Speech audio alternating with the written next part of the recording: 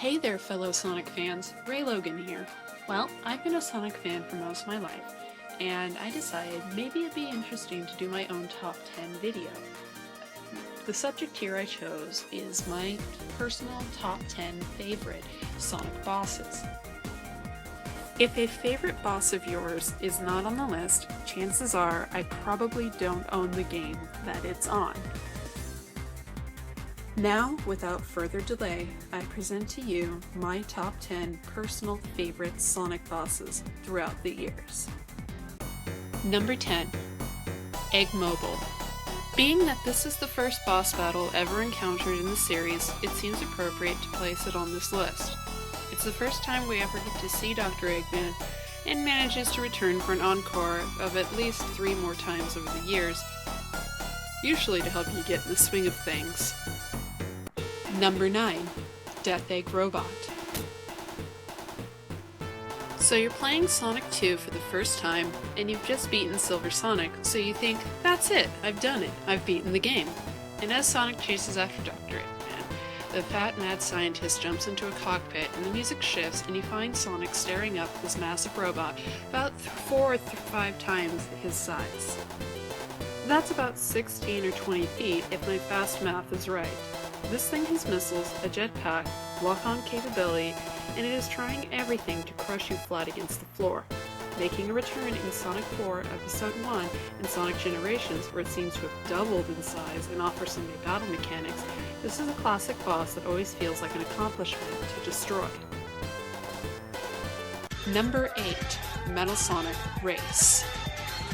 Another revisited sort of boss is the classic Metal Sonic vs. Sonic Race, in which Sonic will be challenged by his robotic counterpart to a simple one-on-one race, usually with Metal completely getting sore about being left in the dust, and then he will try to proceed and fry those little blue quills off of Sonic's fuzzy head, often to the point of overloading his circuits and leaving him vulnerable to attack or to be overpassed. Your victory will usually result in Metal Sonic being trashed, and you may feel sorry for the little psycho hedgebot, but hey, somebody's gotta win, and frankly, I need that level finished if I want to unlock some goodies. Number 7. Egg Salamander.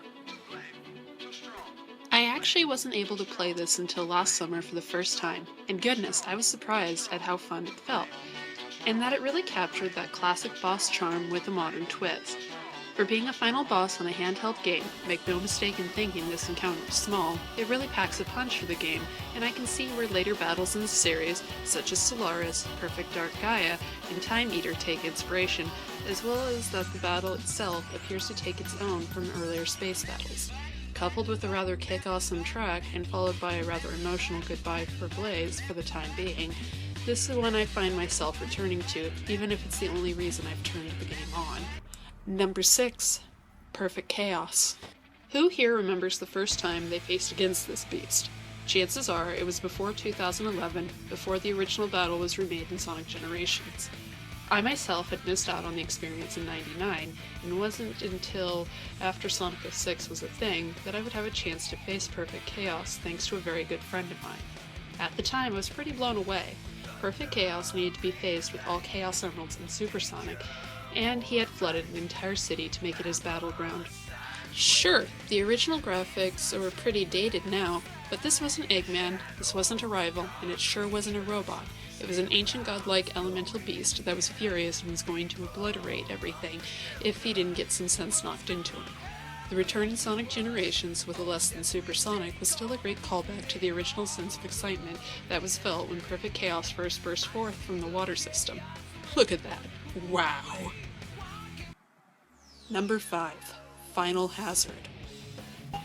Before this one ever came about, space battles were not a new thing in the Sonic series. Up until this battle ever happened, we fought Death Egg Robo, we fought Kyodai Eggman Robo, we obliterated Eggman running away with the Master Emerald as Super Sonic in space. Space battles were nothing new, but fighting a massive genetic abomination of a salamander in a more 3D semi-free-roaming arena as the space colony the size of the moon is hurtling towards our blue planet below at alarming speeds, tag-teaming as 2 super-powered hedgehogs to an awesome set of tunes? Totally new and exciting. Thank you, Sonic Team. I love you guys forever. You guys are cool. Number 4. Solaris, Phases 1 and 2.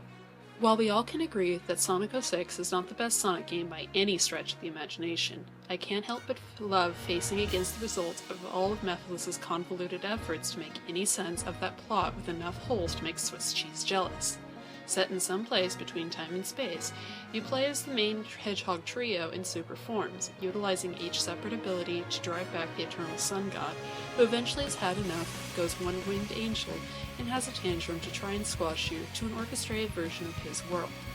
Being that I equate the consciousness of Solaris to Mephiles, who was described as being the mind of Solaris, I prefer to use Super Shadow to make this proper final battle between the two seem more personal.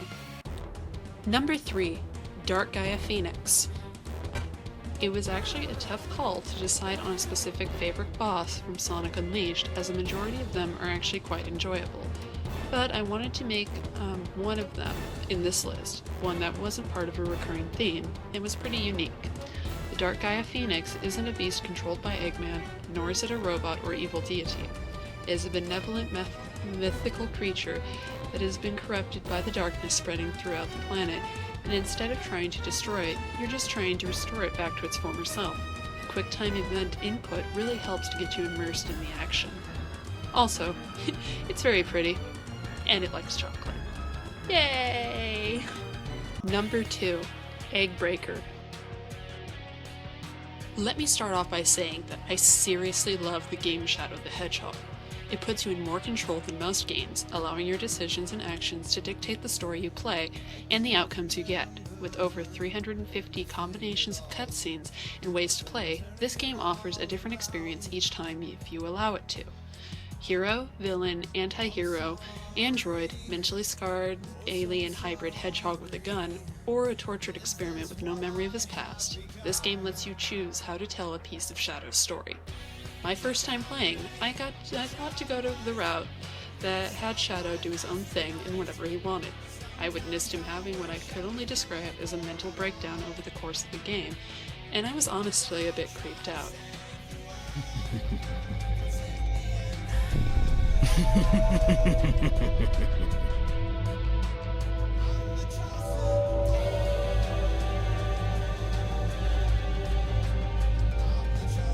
The pieces are coming together. This ultimate life form they keep referring to is the Black Hedgehog, and he died, and I'm its copy. I must be the android Dr. Eggman created. Then it's clear what needs to be done. Doctor, you're going straight to the place you created me from. But this boss here, I love how it's out of place and absurd that it is. Slot machine mechanics, giving you rings and power-ups, and good old Omega shouting out his usual robo-speech, and actually kind of encouraging Shadow to believe he's an android. Eggman, I will destroy you and reign supreme. Yes, Doctor, you will regret ever having created me. You're going straight to hell. I mean, Omega doesn't really try to tell him otherwise, but these two are like Bash Brothers, so maybe he got caught up in the moment, or maybe he thinks of Shadow as an equivalent. Number 1. Metal Madness / Metal Overlord. This whole combined sequence, I just can't split them. Okay, so you've spent a whole game trying to collect those Chaos Emeralds, and play through 4 different storylines of differing mechanics, with an image telling you to play the last story. Last story? How do I get there? That sounds great. Humorously, I didn't realize I needed to scroll to the right at first, off screen to find it. I spent a whole week playing and replaying the other stories front to back to try and find this final story. I finally had to ask my friend about it, and boy did I feel silly. Anyway, getting home from school, I was excited to finally play the last story, and sweet mother of chaos, what is happening? Is that Metal Sonic? Did he just blow up everything? Is he transforming into a dragon? Oh my gosh, I am having a great time. Metal Sonic, I love your psychotic tendencies to try and murder Sonic. I am using everyone, and this is a fun boss battle. Because we're Sonic heroes.